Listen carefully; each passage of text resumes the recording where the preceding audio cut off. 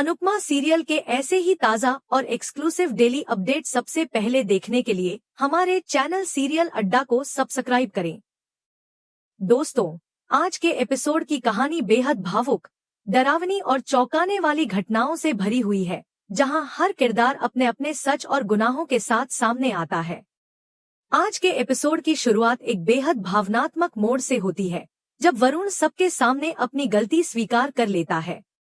वह टूटे हुए स्वर में कहता है कि आप सब बिल्कुल सही कह रहे हैं और जो भी हुआ उसके लिए उसे सजा मिलनी ही चाहिए। वरुण खुद पुलिस बुलाने की बात करता है और कहता है कि वह इस अपराध के बोझ के साथ पूरी जिंदगी नहीं जी सकता। वह अनुपमा को प्रेरणा की जान बचाने के लिए धन्यवाद देता है और कहता है कि अगर आज प्रेरणा जिंदा है तो सिर्फ अनुपमा की वजह से। यह कहते कहते वरुण फूट फूट कर रोने लगता है और सबका दिल भर आता है। उधर प्रेरणा भी अपनी नाराजगी खुलकर जाहिर करती है। वह कहती है कि उसे पहले से ही अंदेशा था कि रजनी इतनी नीचे गिर सकती है। प्रेरणा साफ शब्दों में मांग करती है कि रजनी को कड़ी से कड़ी सजा मिलनी चाहिए। भारती भी अपनी भावनाओं को रोक नहीं पाती और कहती है कि उसने रजनी को दिल से अपनी मां माना था, लेकिन उनका प्यार और अपनापन सिर्फ एक दिखावा था। वह कहती है कि ऐसे झूठे रिश्तों को माफ नहीं किया जा सकता और रजनी को सजा मिलनी ही चाहिए। प्रेरणा आगे कहती है कि ऐसी सजा दी जानी चाहिए कि कोई भी दोस्ती के नाम पर फिर कभी धोखा देने की हिम्मत न करे। सरिता और जसप्रीत भी प्रेरणा की बात से सहमत नजर आती हैं। इसी बीच राही गुस्से में अनुपमा के पास आती है और कहती है कि अब पीछे हटने का कोई सवाल ही नहीं है। वह अनुपमा से आग्रह करती है कि इस बार रजनी को हर हाल में उसके किए की सजा दिलवानी होगी। सभी के चेहरों पर गुस्सा और दर्द साफ दिखाई देता है। दूसरी तरफ रजनी के पास अचानक एक फोन कॉल आता है। फोन पर वरुण की आवाज होती है, जो उसे बताता है कि भगवान ने उसके पापों की सजा प्रेरणा को नहीं दी है और प्रेरणा जिंदा बच गई है। यह सुनकर रजनी को थोड़ी राहत मिलती है, लेकिन अगले ही पल वरुण कहता है कि अनुपमा अब इस दुनिया में नहीं रही और उसने अपनी ही सहेली की जान ले ली है।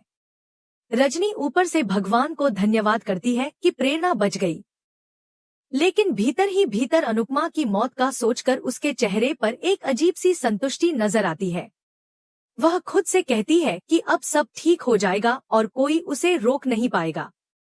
उधर प्रेम को जब रजनी के जानलेवा हमले की सच्चाई पता चलती है तो वह भगवान का धन्यवाद करता है कि उसकी जान बच गई। राही रोते हुए कहती है कि मौत असल में उसके लिए आई थी, लेकिन प्रेरणा उसकी जगह उस आग का शिकार हो गई। राही को रजनी पर बेहद गुस्सा आता है और वह साफ शब्दों में कहती है कि उस घटिया औरत ने उसकी मम्मी की जान लेने की कोशिश की है। प्रेम यह सुनकर हैरान रह जाता है। राही उसे बताती है कि आग कोई हादसा नहीं थी, बल्कि रजनी ने जानबूझकर लगवाई थी। प्रेम गुस्से में कहता है कि वह रजनी को किसी भी हाल में नहीं छोड़ेगा। राही भी गुस्से से भरी हुई कहती है कि रजनी का ऐसा हाल होगा जिसकी उसने कभी कल्पना भी नहीं की होगी।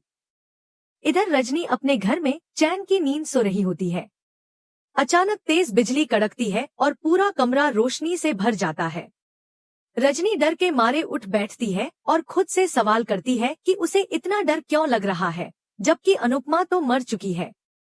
तभी उसके सामने अनुपमा भूत के रूप में आ खड़ी होती है और कहती है कि वह जिंदगी से हारी है, लेकिन रजनी से नहीं।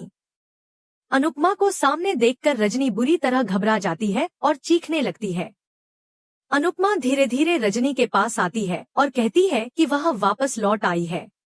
रजनी कांपते हुए पूछती है कि उसने तो उसे जलाकर मार दिया था, उसका दाह संस्कार भी हो चुका है, फिर वह वापस कैसे आ सकती है। अनुपमा कहती है कि शरीर जल सकता है, लेकिन आत्मा कभी नहीं मरती। रजनी डर के मारे सिक्योरिटी को आवाज लगाने लगती है। अनुपमा उससे सवाल करती है कि उसने उसे क्यों मारा, जबकि वह उसकी सहेली थी और उसे अपना मानती थी।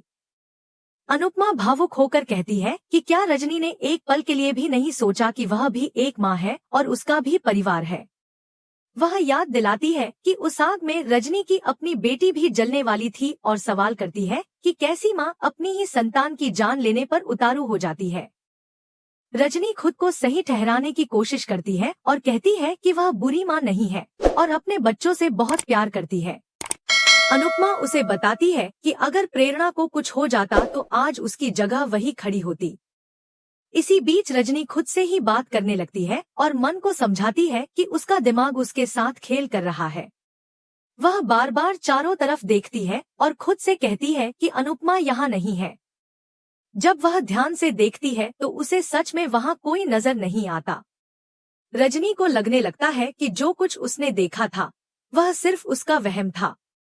यह सोचकर वह राहत की सांस लेती है और मन ही मन खुश हो जाती है। अनुपमा की मौत का ख्याल आते ही उसके चेहरे पर एक अजीब सी खुशी झलकने लगती है। उसे लगता है कि अब उसके रास्ते का सबसे बड़ा रोड़ा हमेशा के लिए हट गया है और अब कोई उसे रोक नहीं सकता। दूसरी तरफ मोटी बा भगवान के सामने बैठी होती है। उनका चेहरा आंसुओं से भरा हुआ है और आंखों में गहरा दर्द साफ दिखाई दे रहा होता है। उन्हें इस हालत में देखकर पराग का दिल भर आता है। वह भारी मन से कहता है कि एक बेटा अपनी माँ के आंसुओं का बोझ नहीं उठा सकता। पराग खुद को टूटा हुआ महसूस करता है और कहता है कि आज वह हार गया है, वह अपना घर नहीं बचा पाया। उसके शब्दों में लाचारी और पछतावा साफ झलकता है।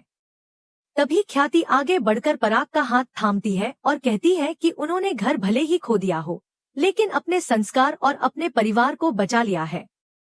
वह पराग से कहती है कि उसे उन पर गर्व है और इस मुश्किल घड़ी में पूरा परिवार उनके साथ खड़ा है। ख्याति भरोसा दिलाती है कि भगवान सब कुछ ठीक कर देंगे। पराग निराश होकर कहता है कि एक ही रात में आखिर क्या बदल जाएगा। तभी प्रेम शांत लेकिन भरोसे भरे स्वर में कहता है कि दुनिया एक पल में बदल जाती है और हालात कब करवट ले लें कोई नहीं जानता, इसलिए उम्मीद छोड़ना सबसे बड़ी हार होगी। यह सब सुनते सुनते मोटी बा खुद को रोक नहीं पाती और फूट फूट कर रोने लगती है। प्रेम उनके पास जाकर पूछता है कि वह कब तक ऐसे ही बैठी रहेंगी। इस पर मोटी बा टूटे हुए मन से कहती है कि इंसान सम्मान के लिए जीता है और उनका परिवार हमेशा शान से जीता आया है। अगर अब शान से जीना मुमकिन नहीं रहा तो शान से मर जाना बेहतर है। वह कहती है कि अब श्रीनाथ जी के सामने से उनके घर की अर्थी ही उठेगी। यह सुनकर अनिल भी रोने लगता है। पराग उसे संभालने की कोशिश करता है। अनिल रोते हुए कहता है कि सच का साथ देने की उन्हें बहुत बड़ी कीमत चुकानी पड़ रही है। मोटी बा लगातार रोते हुए कहती है कि वे अब जीना नहीं चाहती। यह सुनकर प्रेम थोड़े सख्त लेकिन अपनेपन भरे अंदाज में उन्हें डांटता है और कहता है कि आज के बाद वे ऐसी बातें नहीं करेंगी। वह मोटी बा से भगवान पर भरोसा रखने के लिए कहता है और समझाता है कि अगर श्रीनाथ जी ने चाहा तो कल का सूरज उनके लिए जीत की कोई नई खबर जरूर लेकर आएगा। प्रेम की बातों में उम्मीद होती है जो धीरे धीरे सबके दिल में उतरने लगती है। इधर चोल में हालात बिल्कुल अलग होते हैं। वहां मौजूद सभी लोग डरे और परेशान नजर आते हैं। हर कोई यही सवाल कर रहा होता है कि अब वे कहां जाएंगे। गुस्से और डर में आकर लोग एक दूसरे पर आरोप लगाने लगते हैं और आखिरकार सारा दोष अनुपमा पर डाल दिया जाता है। तभी सरिता और बाकी लोग वहां पहुंचते हैं। चोल के लोग तंज भरे शब्दों में पूछते हैं कि कहाँ है उनकी महान अनुपमा जिसने उन्हें बर्बाद करके छोड़ दिया। कुछ लोग यह भी कहते हैं कि शायद वह रजनी से पैसे लेकर भाग गई होगी। इसी दौरान अनुपमा वहां आ जाती है।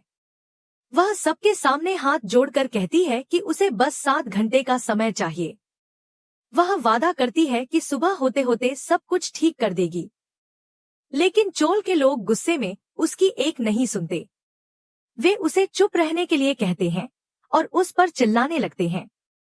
सभी मिलकर कहते हैं कि अनुपमा को अब चोल में रहने का कोई हक नहीं है। गुस्से में एक औरत डंडा उठाकर अनुपमा को मारने के लिए आगे बढ़ती है। तभी राही बीच में आकर उसे रोक लेती है। राही गुस्से में उस औरत को चेतावनी देती है कि चुपचाप खड़ी रहे, वरना ऐसा मारेगी कि चोल गिरने से पहले वह खुद जमीन पर गिर जाएगी। राही का यह रूप देखकर वहां मौजूद सभी लोग हैरान रह जाते हैं और माहौल कुछ देर के लिए शांत हो जाता है। दूसरी तरफ माही और परी अपने गहने इकट्ठा कर रही होती हैं। माही और गौतम यह फैसला कर लेते हैं कि वे अब किसी की भी मदद नहीं करेंगे। गौतम माही को बताता है कि इंदौर में उसके पापा ने एक बंगला लिया था, जिसके बारे में किसी को पता नहीं है और वह बंगला उसके ही नाम पर है। यह सुनकर माही खुश हो जाती है। दोनों वहां से जाने की तैयारी करने लगते हैं और चुपचाप पैकिंग शुरू कर देते हैं।